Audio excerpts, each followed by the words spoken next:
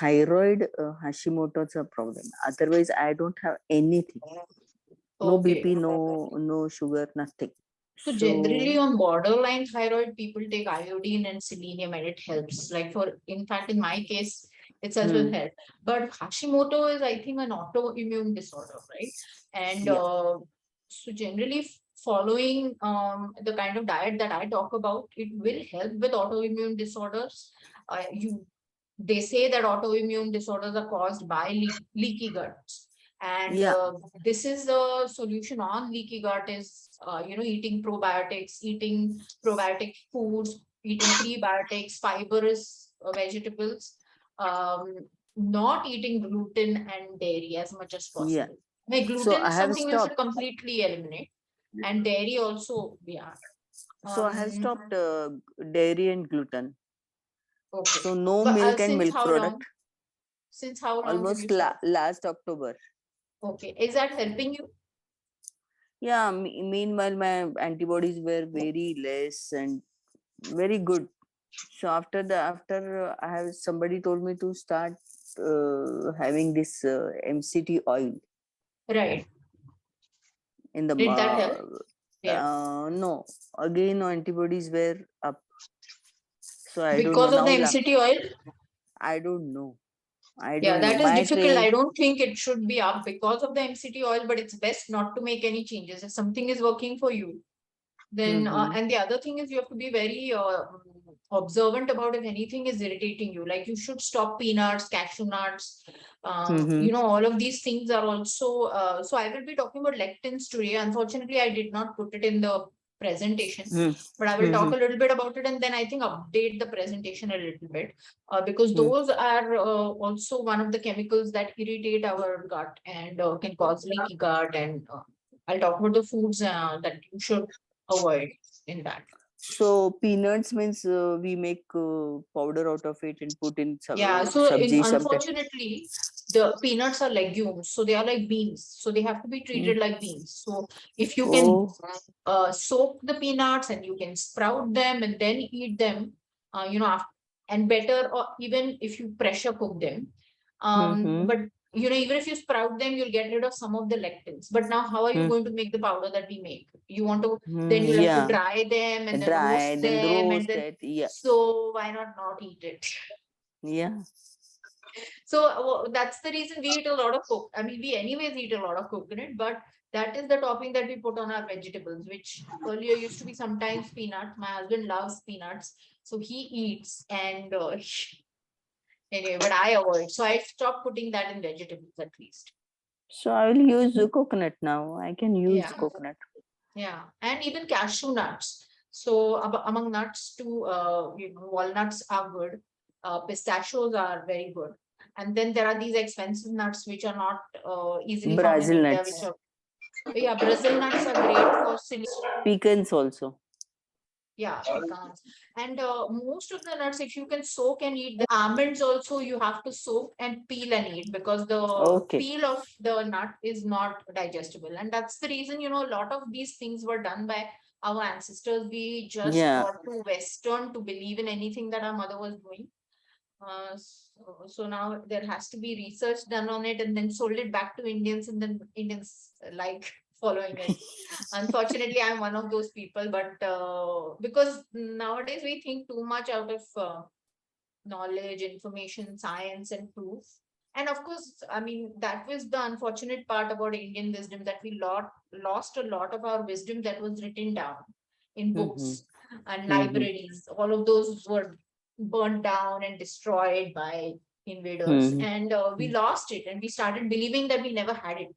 We were brainwashed Mm-hmm. into thinking that this knowledge was never there in India. But a lot of the, I mean, I just found out today a very interesting thing. In 1995, somebody filed a patent that turmeric can be used for healing wounds.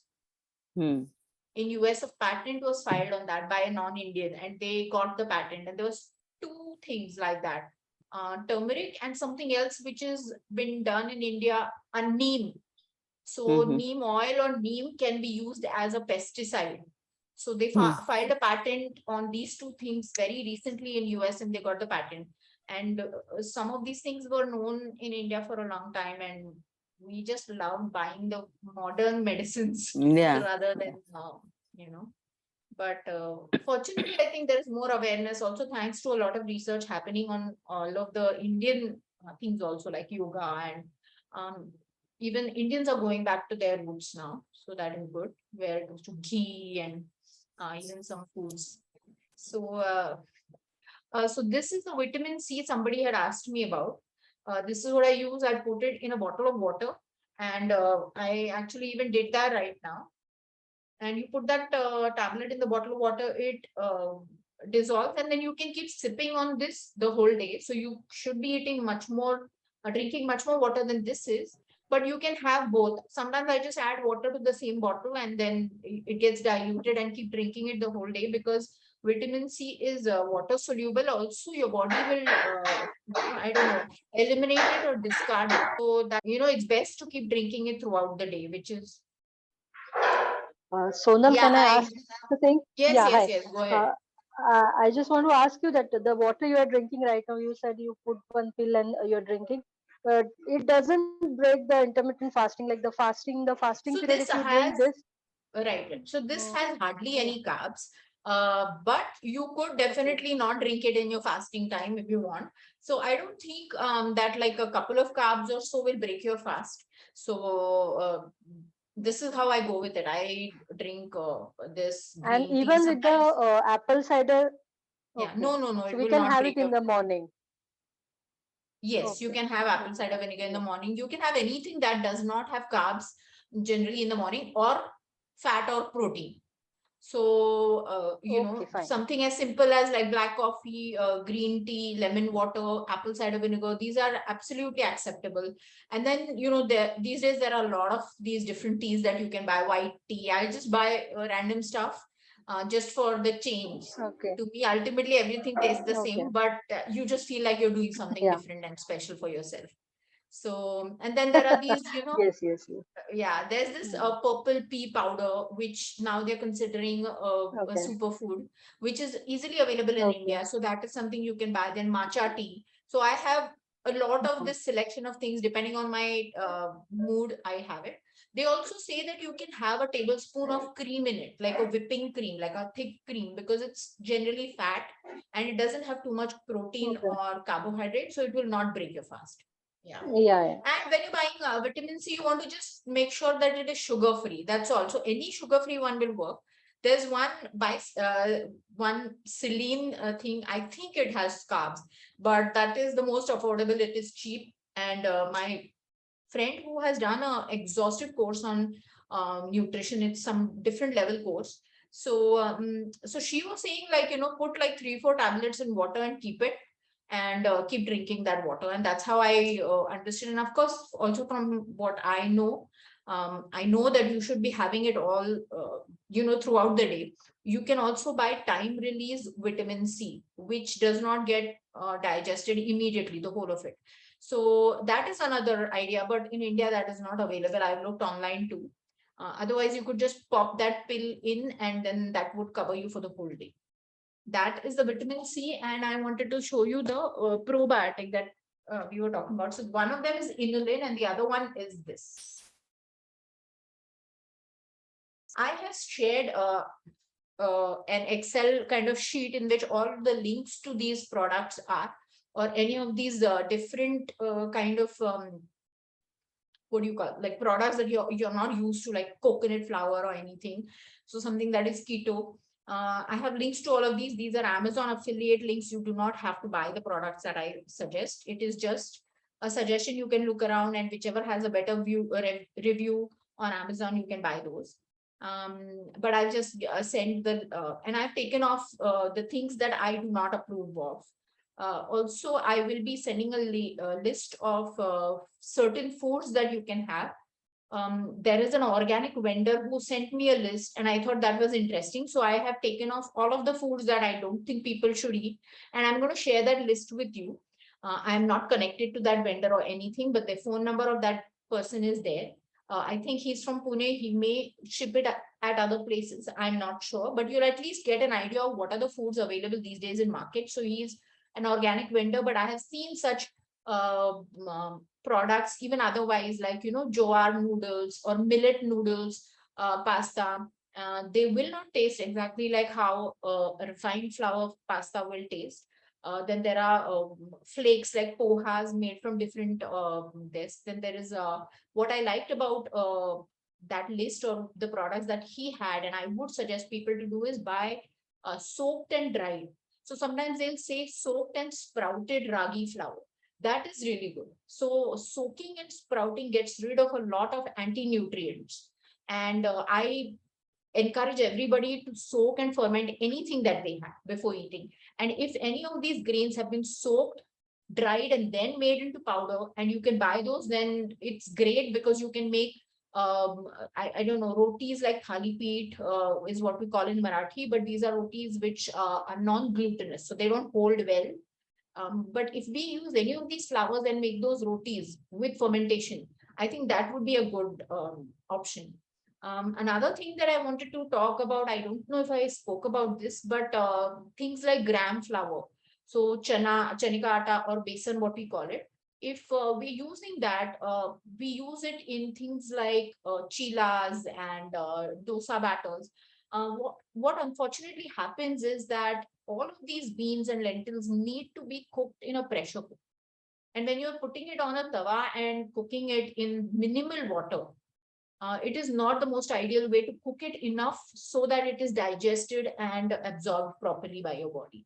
So, unfortunately, there are such wonderful recipes with this and so convenient in the mornings because we convince ourselves that we're eating a protein packed breakfast, but it I would not approve of that. Approve of that. So even things like Maharashtrians, they make what we call pitla. So you would use besan or chickpea flour and a little bit of water, and then you sort of like flavor it, and that's a curry. But all of those things I would encourage you to pressure cook it. And if you're going to pressure cook it, besan doesn't or chickpea flour doesn't work well. I have actually frankly tried it, and it was such a mess pressure cooking it. It did not turn out how you wanted. So those are recipes I would eliminate, is what I wanted to point out. Somebody mentioned about not using tamarind on the group. I would like to know who that was. If that person is here, if they can, discard, let me know what their idea about that was, why they don't like using tamarind. So there are people who say that, tamarind can affect the joints. I just am not sure, and if they've read any such research, I would like to know about it. So yeah, but otherwise, I think tamarind is a good addition because, as we had discussed earlier, if you're eating a carb-rich meal, anything that is tangy works well to bring the glycemic index of the carb-rich meal down. So that is something I would normally approve of, but I would like to know what their idea about that was. And let me just go back to. So today I wanted to talk about dairy and gluten.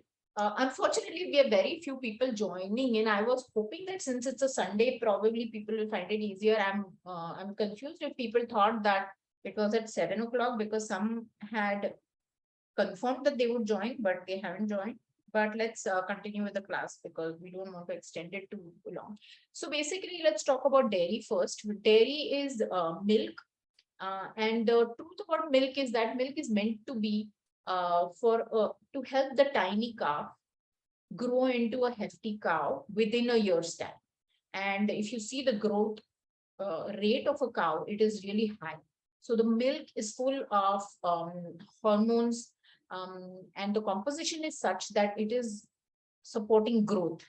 Now, most adults do not need to grow, and human is the only animal you will see who consumes the milk of another animal. So generally, every other animal in nature or mammal in nature will only consume the milk of their own mother. So this is another unnatural thing that humans do. And as I said, the rate of growth is much higher than a human child's. So that is the reason it is not even considered safe for a human baby to have milk if he's not fed by his mother. We never give cow's milk to that baby because it is the composition itself is quite different. So the hormones in the milk are also meant for growth. So you have to realize that even if you are using organic milk, and if it is a grass-fed cow and all of those things, you still are getting the mother's hormones, which are meant for the growth of the calf. And it is believed that because of that, they have seen in Western countries and in modern civilizations, they've seen that children are reaching puberty earlier because of the consumption of milk and the hormones through the milk. The other point is that generally no adult animal will drink any milk, not even the mother's milk. So that's another point where it is unnatural for any adult to consume milk. It's not required. And humans are the only adults, again, who drink milk. If you really have to have milk, there are two kinds of milk. So there is a regular cow's milk, which has the protein casein A. And then there is our Indian desi cow with a hump, and there's another cow, Indian desi cow. Generally, they are very thin cows, not the bulky ones, and their milk has A2 protein. So A2 protein is fortunately digestible to humans, whereas A1 protein is considered something that irritates the gut lining. Humans do not have the capacity to digest it. And you will see as children mature and become into adults, a lot of people lose the ability to create or produce the enzyme which digests milk. So you may not become suddenly lactose intolerant. You will see that there are certain people who are completely lactose intolerant. So as soon as they have milk, they have to rush to the bathroom and they get a stomach upset. But not everybody will have that reaction to it. You could just not be digesting it in the most efficient way. And when you don't digest something well, you will sometimes just develop these toxins which will be circulating in your blood, and you won't see an immediate reaction to that. And these things become inflammatory to your system. So you want to make sure that you eliminate things that are well known to be irritating to your body. When you're young and you're not facing any of these problems, you don't really look for answers. You don't explore options, you just go by whatever is fed to you. But if you are here, I am assuming that you're looking for certain answers and improving your health. And I'm hoping it is not just your, like I said, losing weight and looking good, but it is about a long term deep rooted health that you want to improve of yours. And if that is what you're looking for, you have to cut down on things that are irritating your body. Sometimes we are not in tune with our body and we don't realize what is irritating us. But then you can follow these things because you're just seeing the symptoms of that problem, but you don't know the cause. If that is the case, then you try to eliminate all of these things and see if you're seeing an improvement. If you're seeing an improvement, then you were reacting to that particular protein or anything that was there in that food. If you think that it made no change, no difference in your health, then you can continue with your previous lifestyle. Now, like I said, so casein A is something that irritates our system and it's not digestible to humans. It can be poisonous and it is found to be the cause of type 1 diabetes and some believe even type 2 diabetes. On drinking milk, a protein called BCM7 is released and it is an opioid um, which has an effect on the brain as well as body.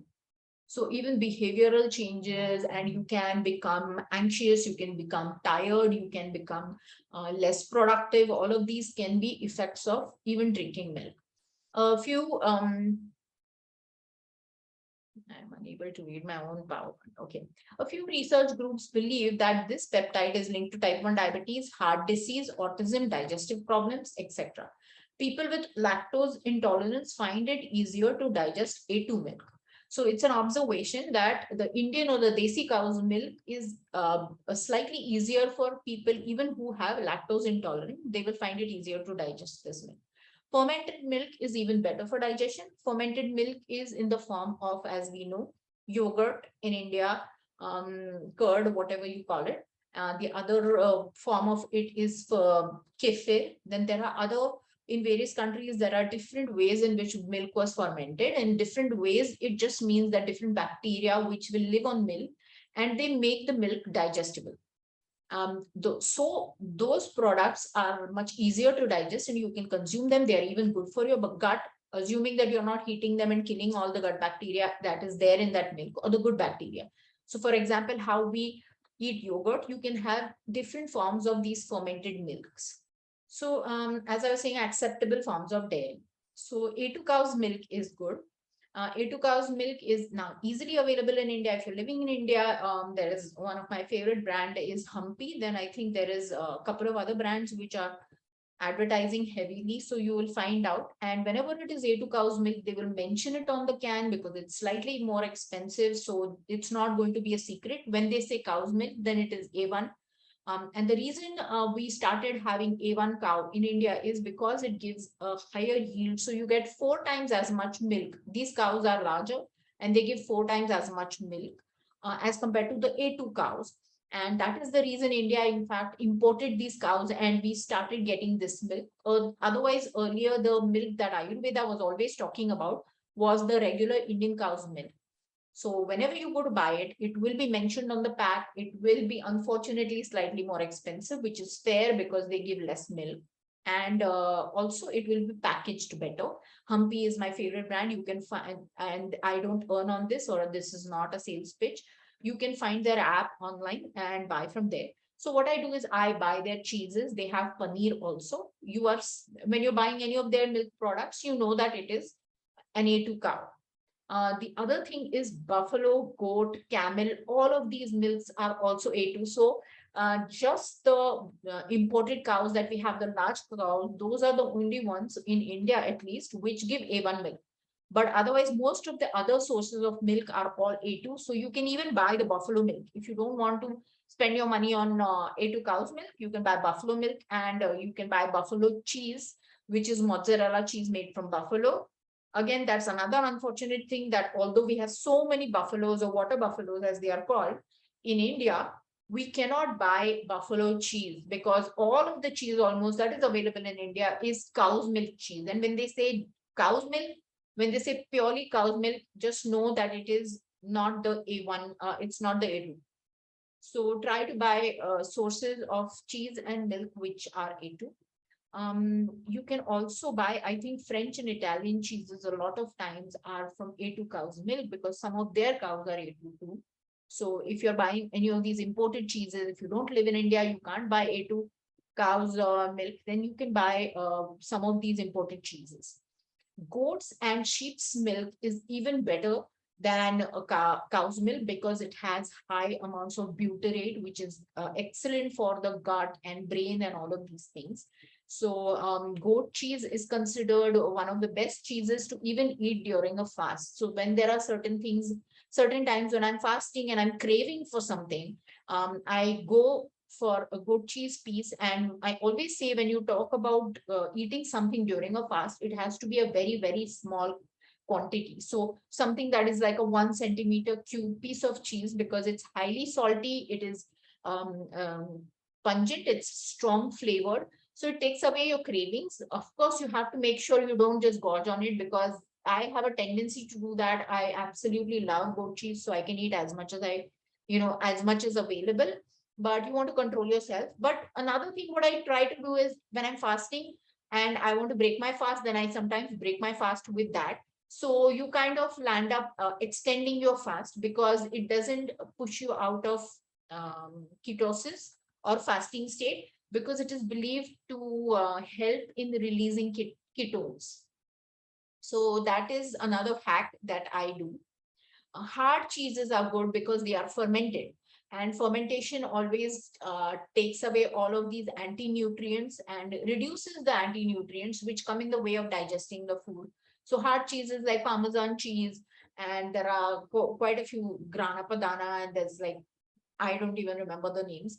But if you're buying a hard cheese, it is on the safer side, even if it is an A1 cow's milk cheese. And as I said before, French cheeses are A2 cow's cheeses, A2 milk cheeses. The other thing that I would want to discuss today is wheat. We have spoken about, I mean, most people have heard about people complaining about wheat and wheat gluten and all of those things. So gluten is a form of lectin. In case I haven't spoken about lectin, I want to quickly talk about it. Lectin is a compound in seeds generally or vegetables that the vegetable or the plant develops in order to protect itself.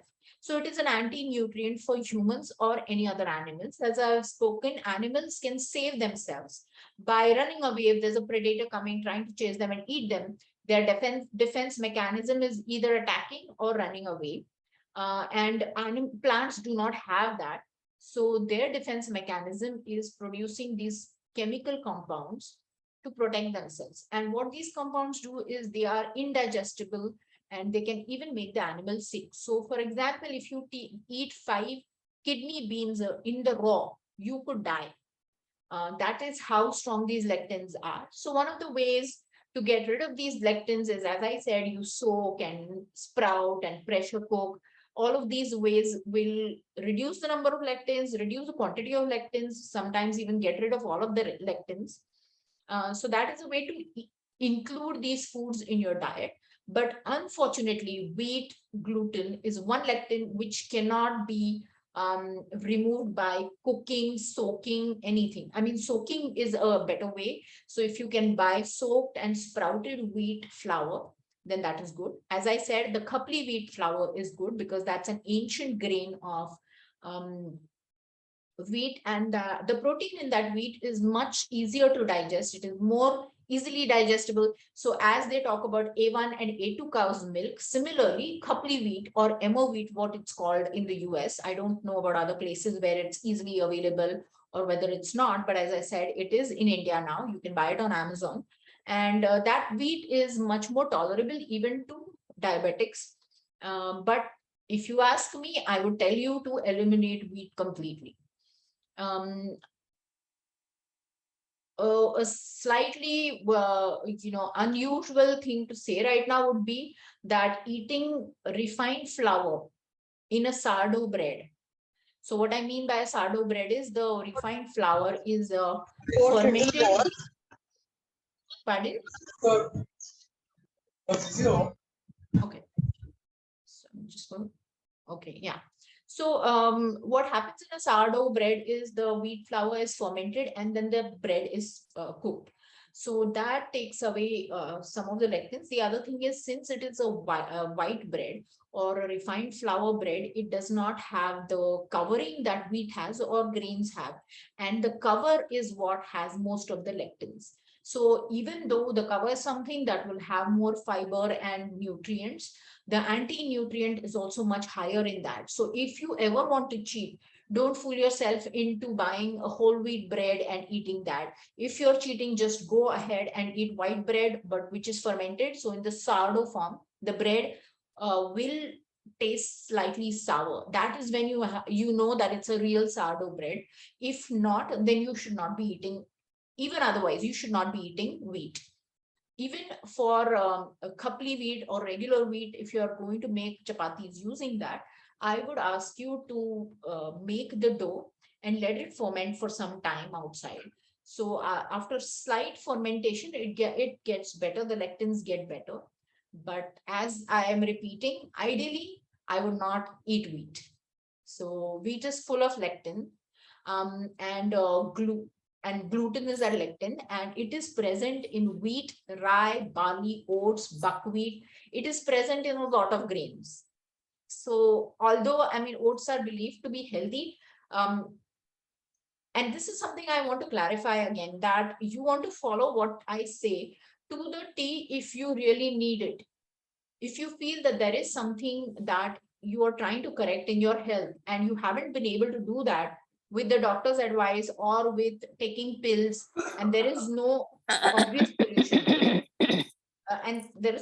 solution to it, so if you think that you're overall healthy, then you just want to make the basic changes. I would still stop gluten, because that is something that almost everybody after stopping will see benefits in their health.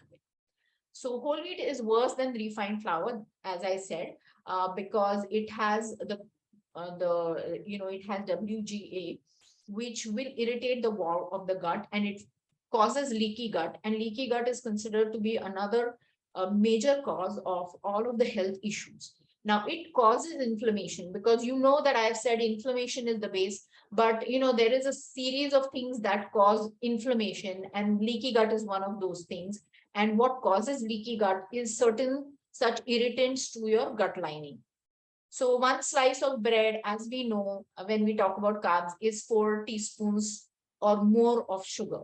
So if you're eating a sandwich, you're eating 2 slices of bread. So you are eating like 8 teaspoons of sugar. I mean, just imagine. And then, you'll be advised to cut down on your sugar in tea, or you'll be advised to eat 2 rotis but cut down on your sugar in tea.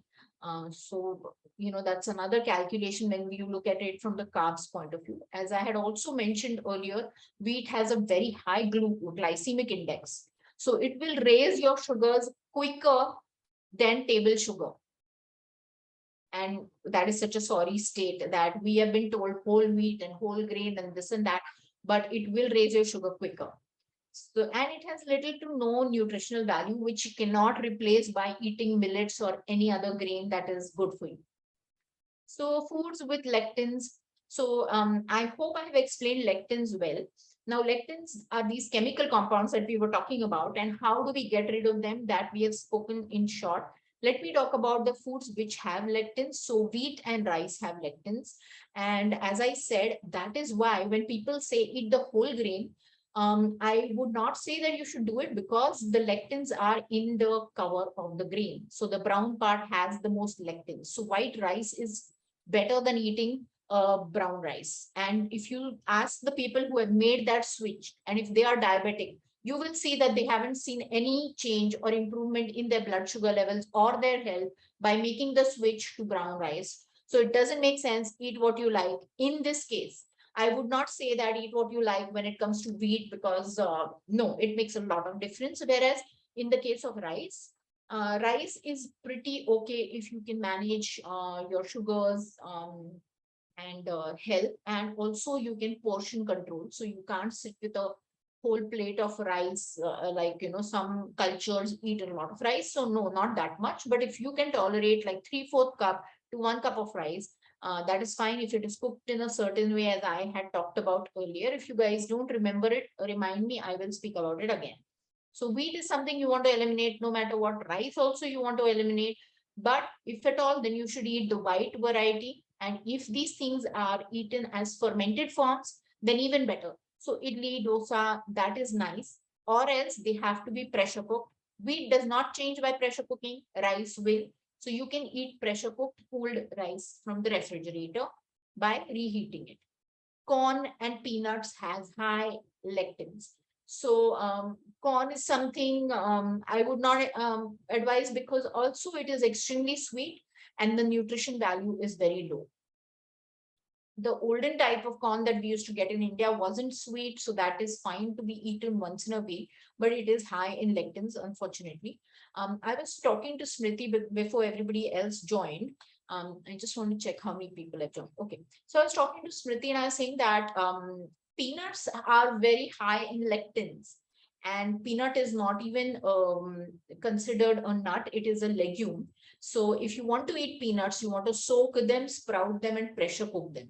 Now, in Russians, we have a lot of recipes in which we use pressure cooked peanuts. So we add them to some leafy vegetables like spinach, and there is this taro leaf, aloo, we call it in Marathi, or arbi ke patte. So we make vegetables with that, in which we have put soaked peanuts, and I pressure cook them. So that is one way of eating it. But if you're using peanuts as the peanut powder in making vegetables or preparations like that, so those are not soaked, they are not cooked, and they will irritate your gut. So Smriti was sharing that she suffers from an autoimmune disorder. And if you have an autoimmune disorder, it is supposed to be caused by certain foods like lectins, wheat, gluten, and these are things that you completely want to eliminate. Another thing that is cashew, it has lectins. So you want to try to eliminate all of these. So you want to try to eliminate all of these lectin foods and see if you see an improvement in your health. Vegetable peels and seeds also have lectins. So what I do is, if I want to eat brinjals or eggplants, then I roast it how we would make, for bharta or baba ganoush. So you roast it on an open flame, take off the peel. And what I do is I also take off the seeds inside. So you take the whole pulpy, seedy part out, and then you use only the flesh.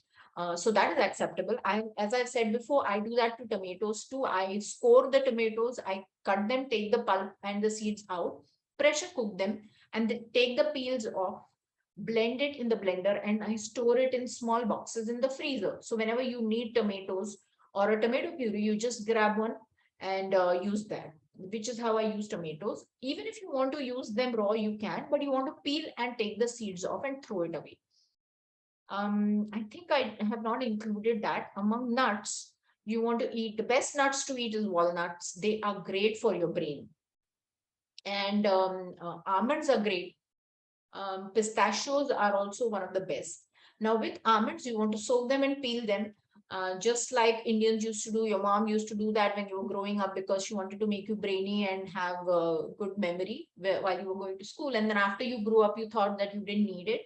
But these are certain things that you need to include in your diet because it also cuts down on the things that you would, on the bad things that you would eat. So if you include more of the good foods on a daily basis, you will be eating less of the bad foods. It'll take your cravings away. And you want to take a lot of your good fats through this. So you want to eat a fat-rich diet, but the fats should come from these natural sources. So nuts is a great source of good fats. Brazil nuts are good for people who have thyroid problems because they are high in selenium, and a couple of Brazil nuts a day are enough for your selenium requirements for the day. They're extremely expensive in India. Macadamia nuts are good. Hazelnuts are good. Pecans are good, but I feel like certain people react to pecans too. So what I do, which is not possible for everybody, but I am crazy that way. So I go to weird lengths. Also, I like to be a scientist in my kitchen. So I soak all of my nuts. I soak my almonds, and I put, after I soak them overnight, or more longer, overnight or longer, I put them in boiling water for a couple of minutes, take them out, and you can really peel them off very easily. Once you've peeled all of your, almonds like in bulk, you can put it on a low temperature in an oven. I have a dehydrator, so I put it in a dehydrator, and you completely dehydrate them and store them. Now, what you have is something that your mother was giving you, soaking and peeling and giving, but you just don't have to do it on a daily basis. I have my maid help me out to peel the nuts, and then I dehydrate them and store them. I do the same thing for walnuts. And if I have not done it for pecans and I intend to do it, I have some pecans at home. But all of your nuts, if you could do that, then that's the safest way to eat it. If not in a dehydrator, put it in the oven. And I would say it would take maybe 12 to 18 hours. Make sure that it is completely dried from the center, because if there's any water content, it will get spoiled. Once it's completely dried, you can store it on the counter or in the refrigerator. The refrigerator is a better place because remember that all nuts have oils and oils can get rancid. So if you're storing anything for too long on the counter, it could go bad, especially in Indian weather. So always storing the nuts in the refrigerator is a good idea. So as I said, yeah, so vegetable peels and seeds are also something that irritates your gut, because all of these have so yeah, I'm sorry, so when I'm talking about vegetable, I meant vegetables that are fruit vegetables. Fruit vegetables are again brinjals, tomatoes, even unfortunately our red peppers or mirchi, that is also a where fruit. All of these should be peeled and the seeds should be taken off. I don't know how we can do that for mirchi. I frankly don't do it because I don't know the way. I have read some places where they say that peeled hair, but I don't know for sure, and I never bought it. And I just convince myself that we add very little of it, but I don't think that is true either. So ideally, if you're suffering from any autoimmune condition, then that's another thing you would want to eliminate. Um, so even vegetables like so when I think of an Indian crowd being here, I'm just so tempted to use Indian words, and then I have to remind myself of what the English word is, and I don't remember. So I was trying to say dudhi. So all of these gourds like snake gourd, bottle gourd, there's a couple of other gourds. So there's a lot of gourds. So all of these come under the fruit category. And if you're eating fruits, you want to take the seeds out and the peels out, because they have the most amount or quantity of anti-nutrients or lectins. And that's the way I do my bottle gourd too. I peel it off and I cut it into half, and then I will scoop out the seed part and the pulp which is around the seed, and then I use the flesh. I don't do that for smaller things like snake gourd. We don't eat it as much, unfortunately, but there's another ridge gourd that we like a lot, and that cannot be peeled completely. So uh, we don't eat it as much, but I eat it with the peel, which I shouldn't. But I just wanted everybody who needs to know the perfect diet for inflammation and for autoimmune conditions. And I would like to say that these are serious things. So you might think that I don't have an autoimmune condition, but as we said, the plant did not want the seed to be digested. It wanted the animal to eat the seed and pass it out through its digestive canal and spread it elsewhere. So that is the reason that when the seed is intact, it has all of these anti-nutrients. But when you soak the seed and it sprouts, the plant or the seed is told or gets the message that now it is safe, because the plant is growing out of it and the anti-nutrients lose its strength, and it becomes a little more digestible for humans or other animals. So that is how it works. But if you don't do any of these procedures, like for example, a lot of times I've seen that even in the canned beans that people buy, they are cooked on steam, and they are not soaked before that. So if you're buying some of these canned beans, they are full of lectins. You want to make sure that you soak your beans and you cook them at home. There are, if you're not in India, if you're in India, there's something called a pressure cooker, and it's one of the most wonderful devices that I use. Or but And I also have the multi-pot, which is an electric pressure cooker, which has other settings too, but it is available as an Instapot or Mealthy pot abroad too. And it is one of the most useful things, because it not only gets rid of the lectins in these foods, but it's also extremely quick to cook anything that you want, whether it is rice, whether it is beans, which are difficult to cook, meats, everything cooks much faster in a pressure cooker.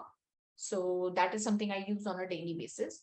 So what happens is that if you don't get rid of these lectins and you eat these, the immune system attacks the lectin, because it is a chemical that it does not, it realizes that it cannot digest, or it looks at it as an intruder or a toxin, and your immune system will attack it. Now, antibodies to this lectin also develop in your body. So your immune system works in a certain way. I wanted to also explain a little bit in short about the immune system. So it will, in the first go, attack that lectin. Also, it sends in information and signals about what that lectin is made of.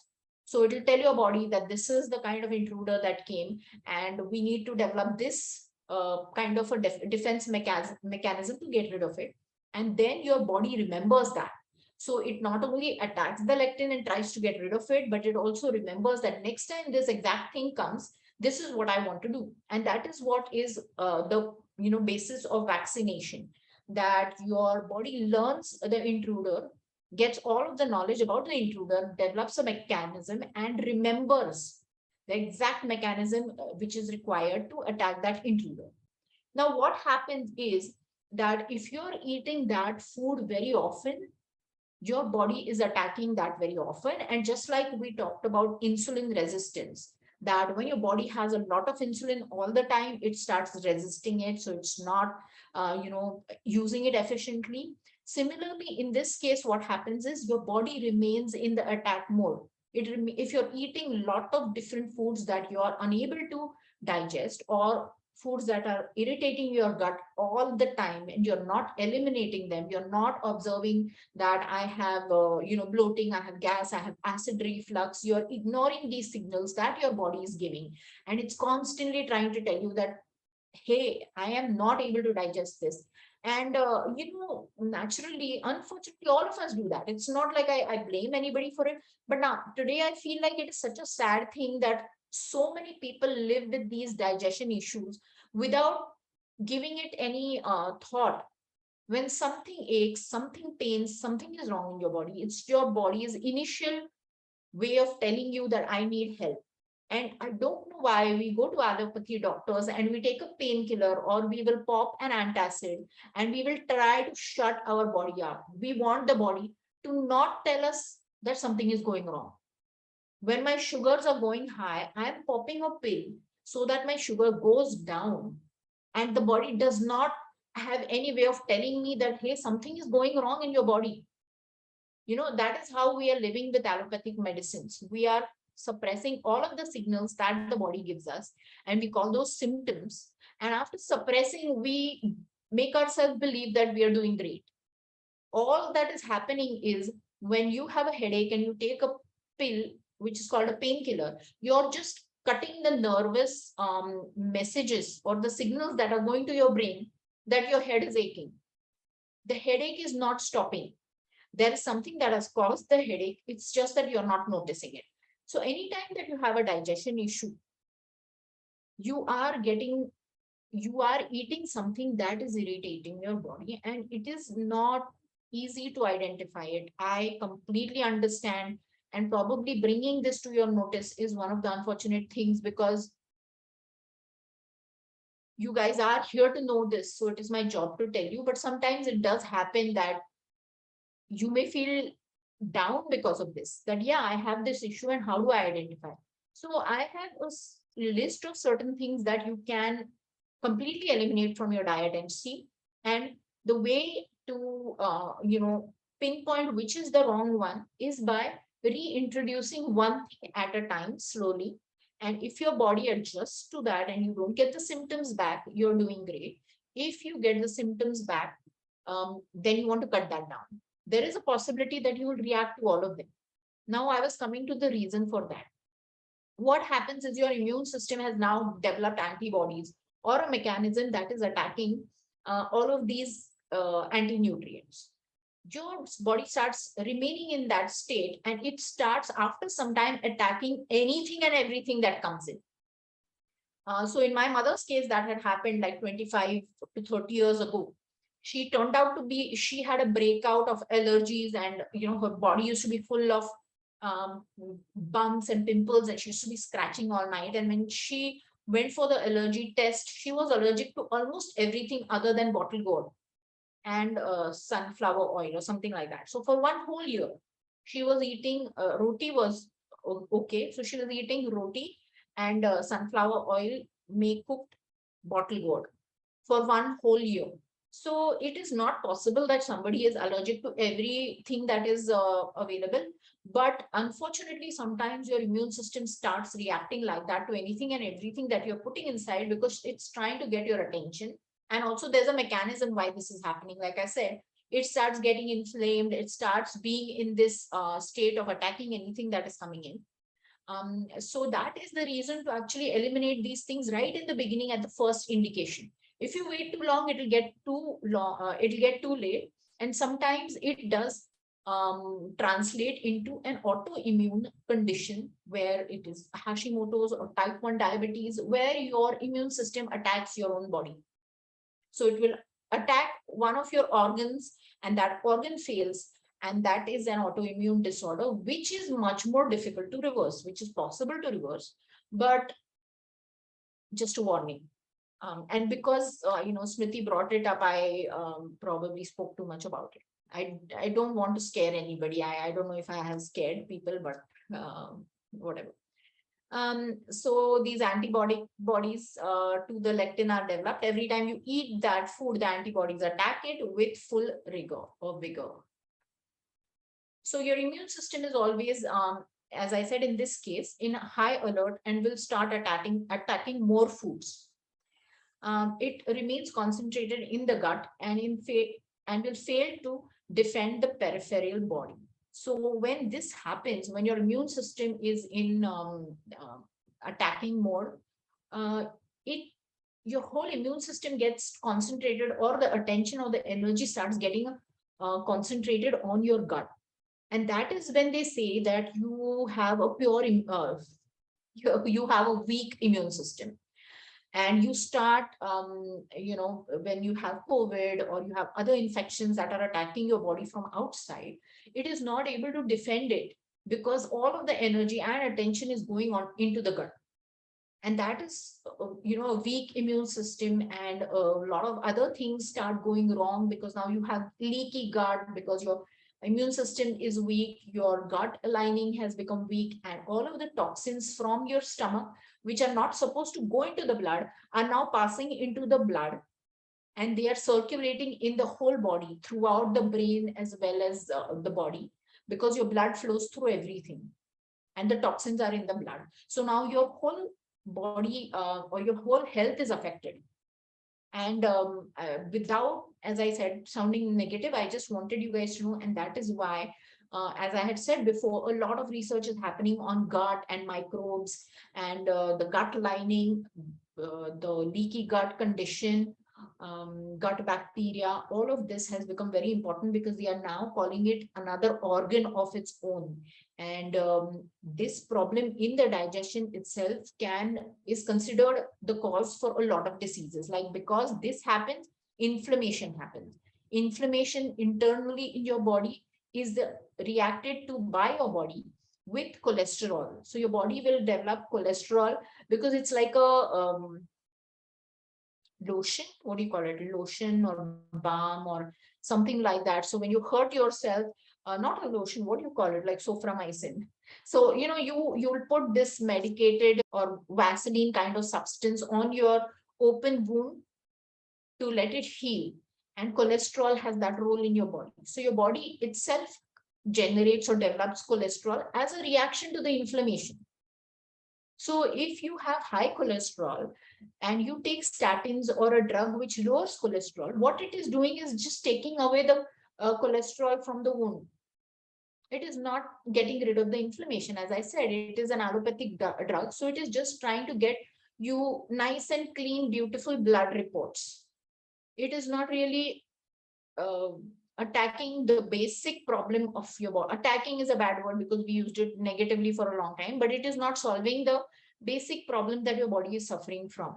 So when we look at high cholesterol levels, we have to know that we have high inflammatory markers. So we want to make sure that we reduce that. And just on a side note, it has been found and declared now by American Heart Association too, that eating foods high in cholesterol does not increase your cholesterol levels. So, if you don't eat foods that are high in cholesterol and your body has inflammation, it will make up by creating its own cholesterol. So, don't blame what you're eating. Just clear the inflammation, and your body is not going to store this cholesterol. So, eat your egg yolks, basically. So, I think I've spoken a lot, and talked about what not to do, what not to eat, and no, no, no, no, no, no, no, no. So again, just a list of what clearly has lectins, but I will talk about how to eat them, which we have spoken about earlier too. Beans have high lectins. Beans and even string beans, so it's French beans or those long beans or runner beans, all of these things have lectins. Lentils have lectins because these are all seeds. Seeds have lectins. The way to use all of these is to soak them and pressure cook them. So even if it is green beans, I put it in a strainer in a pressure cooker and I pressure cook them, because that gets rid of most of the lectins, and these are all healthy foods. So you do not want to eliminate them just based on it having lectins. Again, if you have an extreme condition and after eliminating the basic things, if you still continue to suffer from it, then you can think of doing this. But right now, it's not required. Beans are a good addition to especially a vegetarian diet, and they are full of fiber and proteins. So I eat beans. Cashews and peanuts, I would completely eliminate unless you're able to soak and sprout and pressure cook them, which is also a possibility. People do that when they're adding it to a rice or a khichdi or something like that. Potatoes is another thing that is high in lectins. It has no nutritious value and it has high carbs. So potatoes should not be eaten under any condition. Wheat should not be eaten under any condition, according to me. But if you cannot live without it, like I said, the emmer wheat or the khapli wheat, which is even something I forgot to mention. Compared to the modern wheat that we have, the MO wheat or the khapli wheat is also chromosomally different. So the modern wheat is a hybridization of the ancient wheats to give us higher yields. So the khapli wheat or the MO wheat has a lower yield as a crop, but the Sihor and all of those modern wheats, and again, I'm not a wheat person, so I don't know the names, but all of these modern wheats in India, this khapli wheat is the only one that I know that you can eat safely. Unless you have any other information which you can share with me, I can safely say that all the other wheats are hybridized wheats and they're chromosomally different. I think they have like about twice or thrice as many chromosomes. So it's a completely different plant. Other than, of course, it has certain commonalities, but the wheat that we get today, most people are not able to digest it. And I forgot the point that I was going to make. Yeah, and more people are not able to digest it. So the number of people who are not able to digest it is also growing exponentially these days.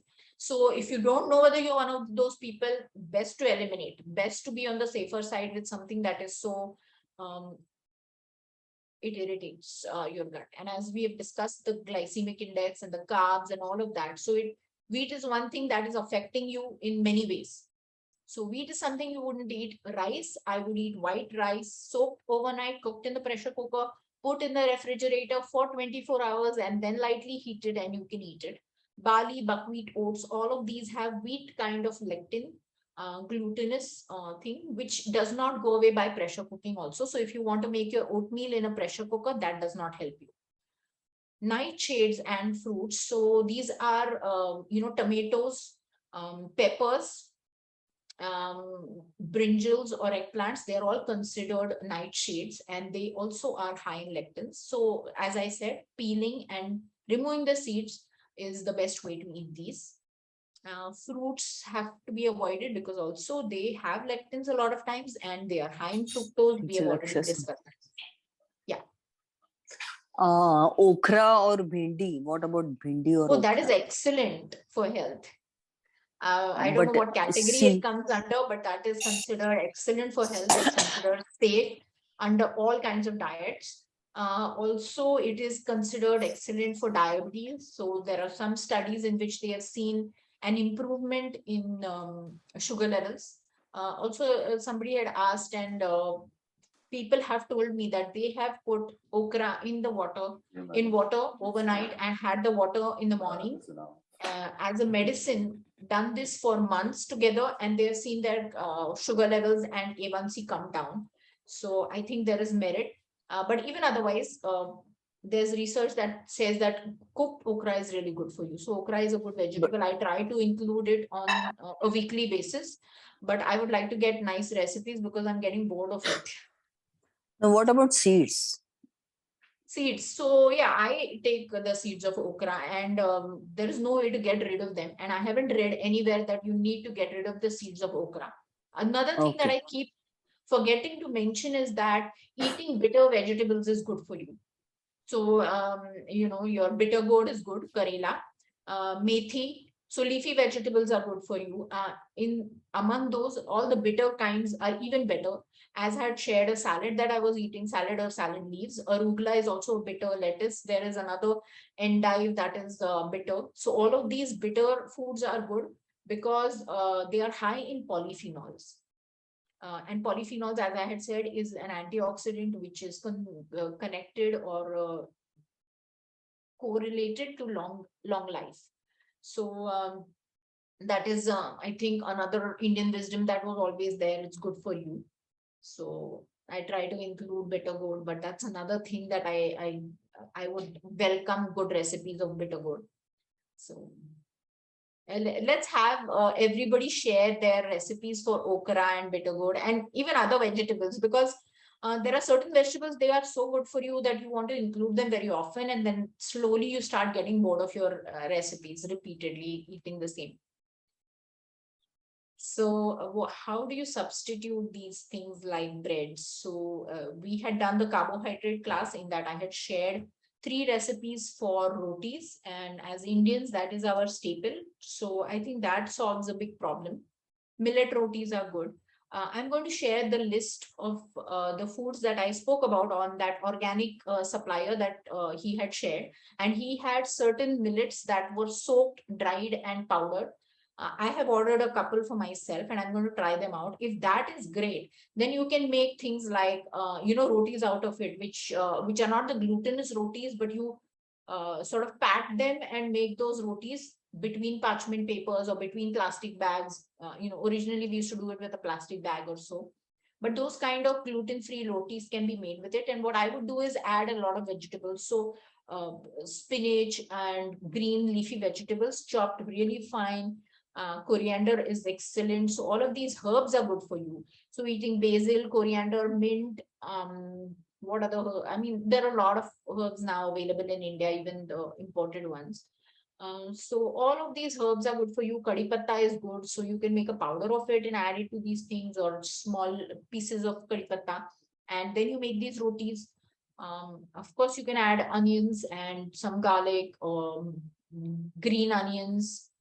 And if you put a lot of bulk of other things, then you're eating less carbs. And for me, I would also add coconut flour and psyllium husk, because also psyllium husk holds the thing better. So it's a gluten-free roti will hold better in the presence of psyllium husk. But you can have some of the millet flour to give you that carbohydrate feel in your mouth, and then substitute some of it with coconut flour and a little bit of gluten-free, a little bit of psyllium husk.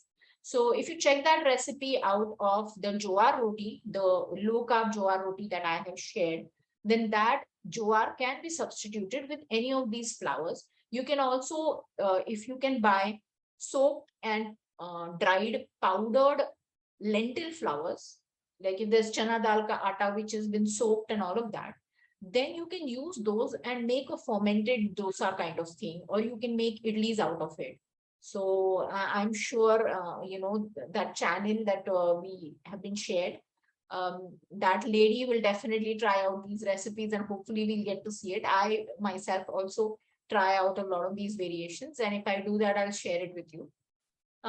So these are certain things that we can eat in our regular, but if you're missing your bread, then there are keto breads available these days. I have some breads on my channel, which I have shared.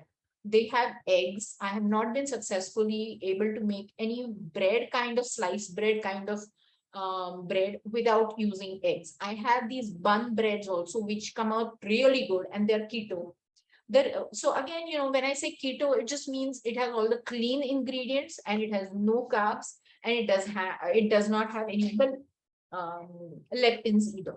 Because when I'm using almond flour, I'm also using the blanched almond flour. So the peel of the almond isn't in there.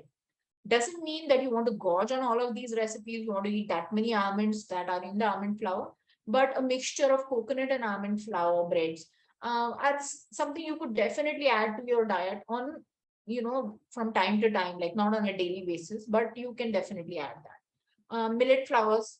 So in this list, we have millet flours. You can make a lot of variations with that.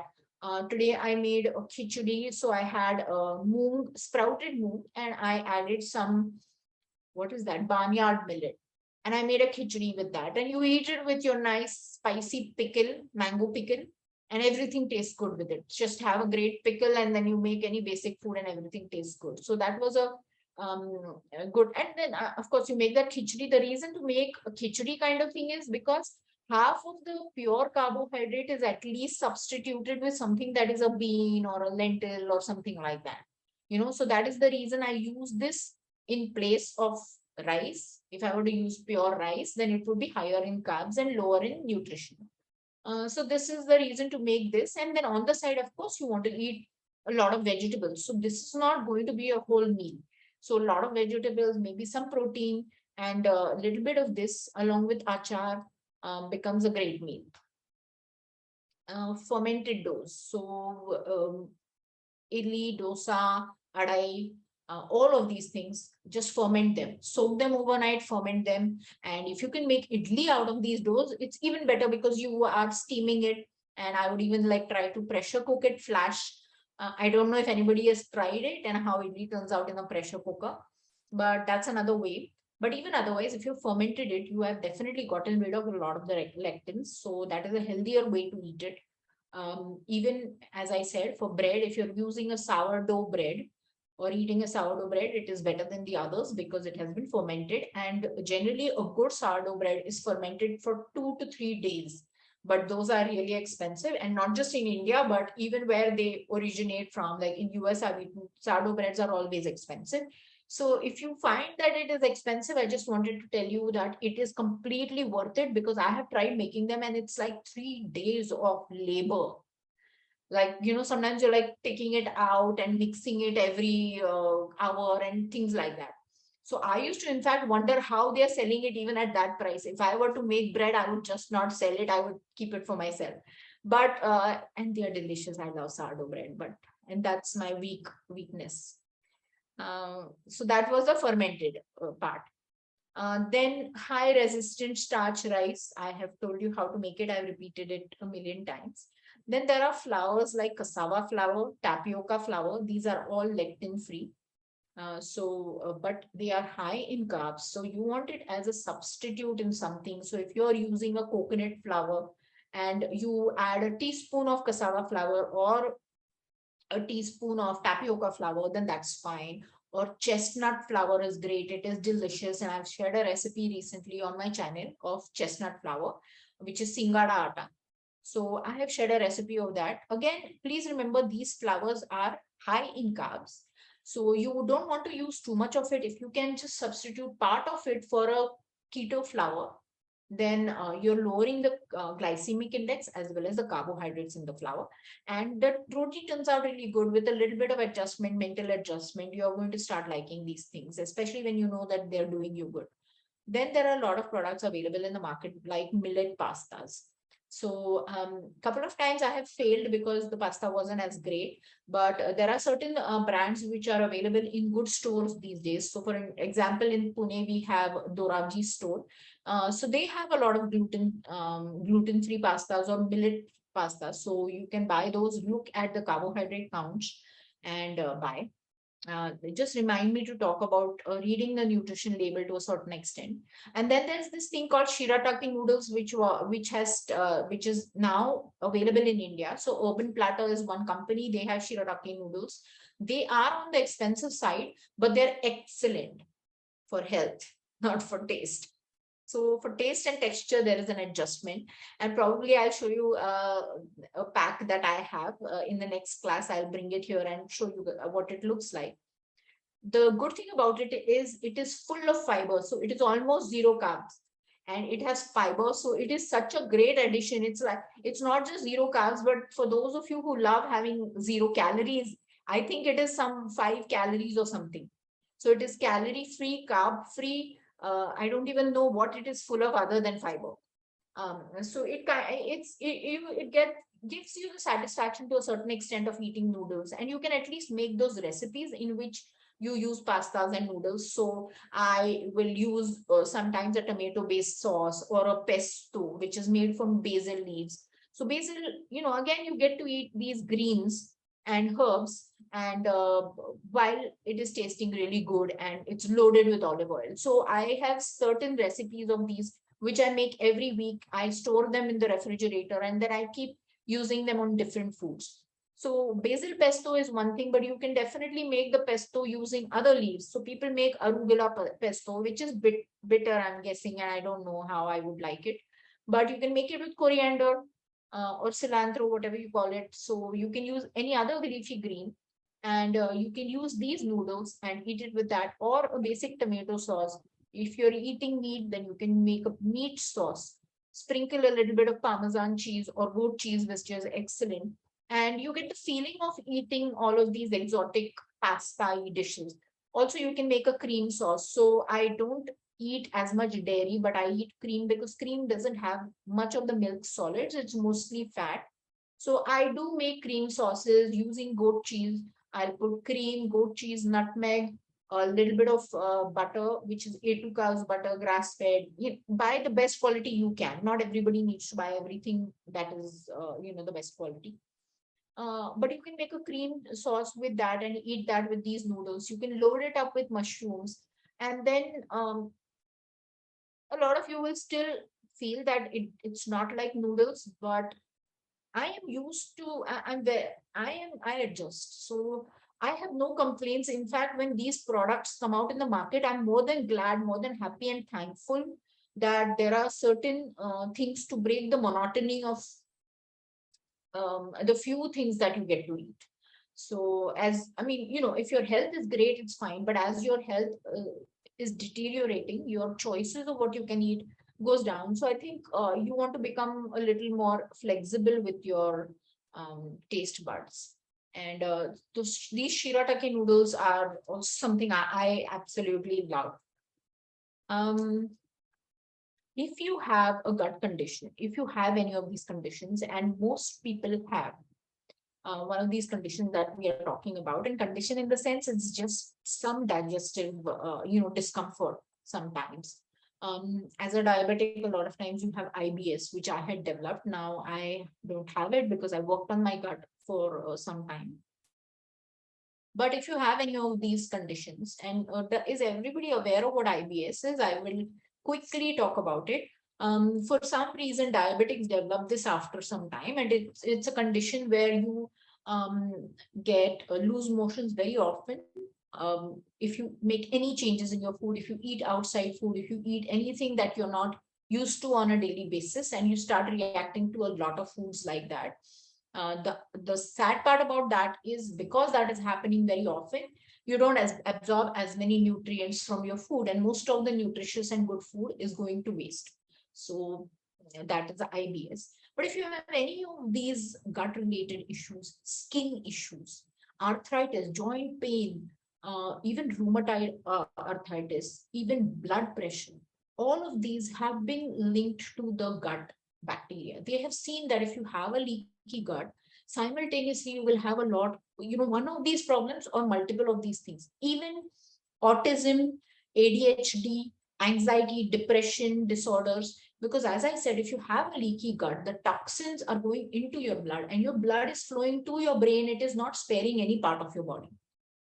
And whatever those toxins go into and what do you say, settle into whatever organ they settle into, it will damage that organ. So the best steps to do if you feel like you want to make this change is to give up for a month all of these lectin, gluten, and casein free, casein full foods. So you have a diet which is, free of all of these things. Casein is slightly better than wheat. So wheat has to be the first thing. If you want to eliminate one thing from your diet, you just get rid of that one thing. Other thing I would advise you to do is to have some kind of a measure. So if you have blood sugars, give up on your wheat and check yourself. Because unless you have that win for yourself or that indication that it really helped, you're not going to be able to identify it and you're not going to feel great about giving it up.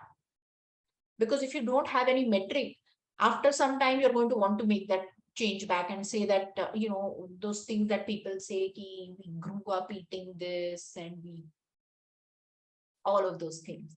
Um, so my body has adjusted to that, and probably it has, great if it has. But I'm assuming that the people who are here are looking for an improvement.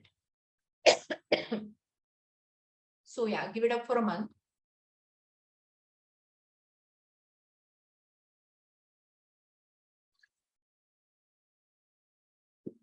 And you will see that your gut sometimes will heal.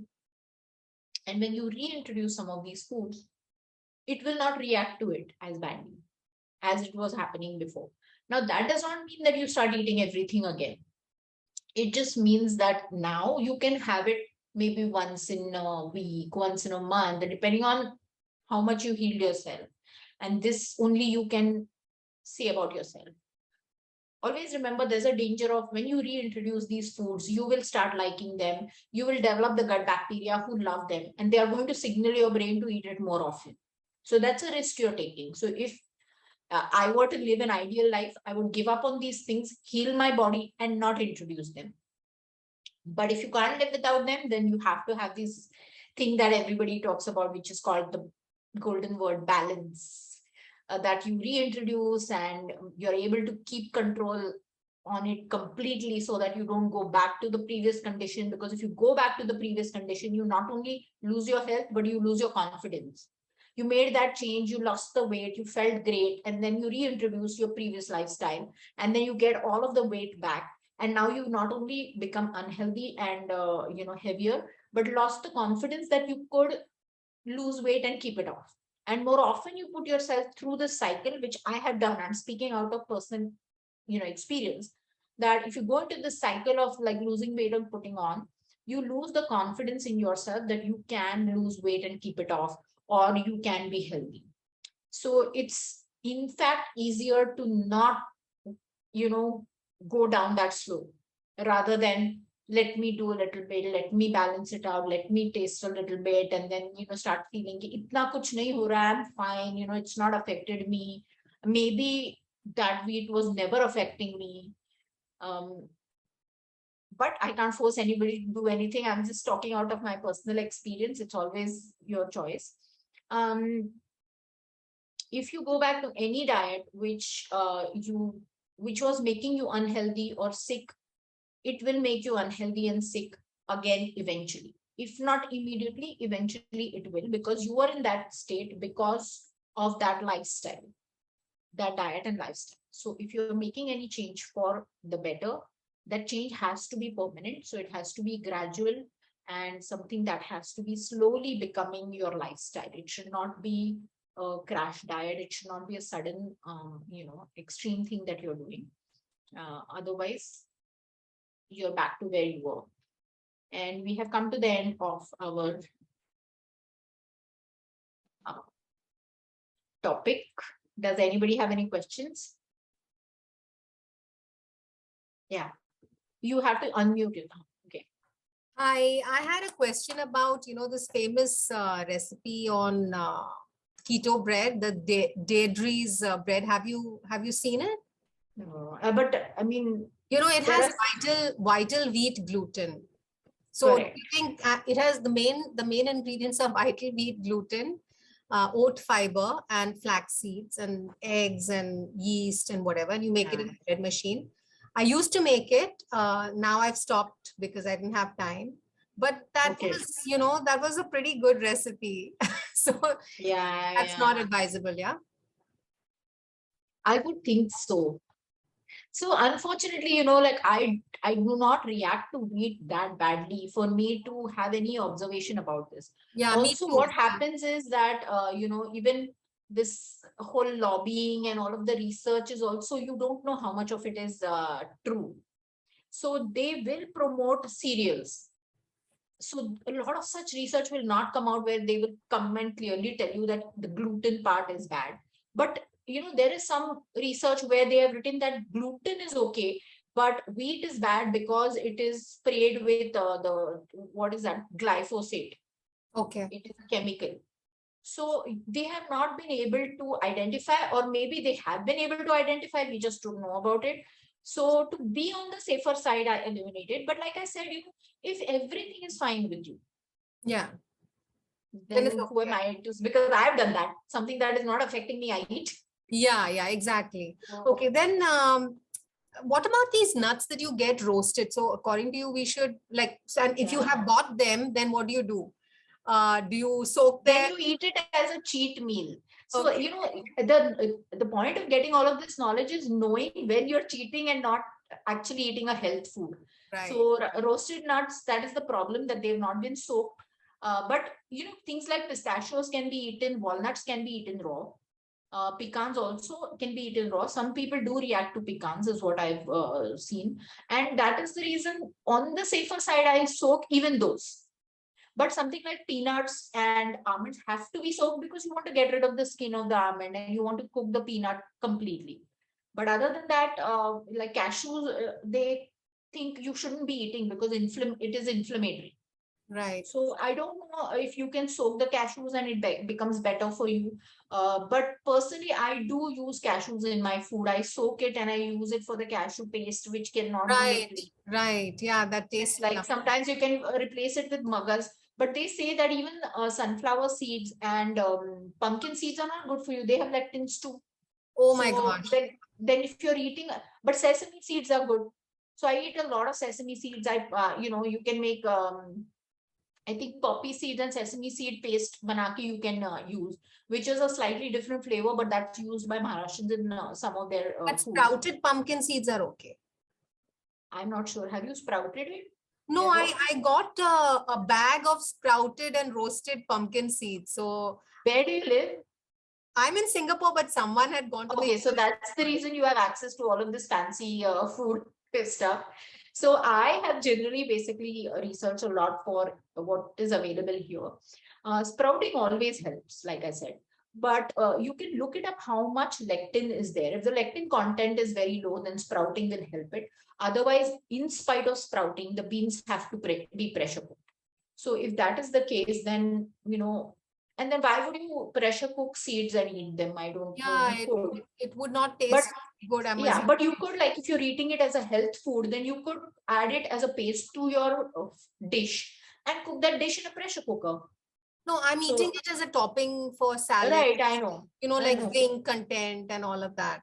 right. But I mean, I'm saying that if somebody really wants to eat it, then you can make a paste of it, and then it can get pressure cooked with maybe your butter chicken or some such dish in which you're adding some cashews. Okay, last question. You But mentioned you will have access to macadamia nuts and yeah, Brazil Brazil nut, nuts, and then what's the one you put in a pesto? The long pine nuts, pine pine. nuts. Yeah. So those are excellent. And they're high in fat. So they are also filling. Yeah, So, and these are good fats, and fats are required for your bones and joints and brain and hormones. So.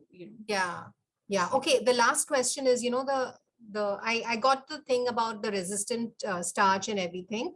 So, there are two ways of cooking rice, right? At my mother's place, we used to make the rice in the water and the water gets absorbed. Okay, so that's one way. And then the North Indians make it the other way where you throw out the rice. So do Rice both. water. Yeah, so you do both work where you put it in the fridge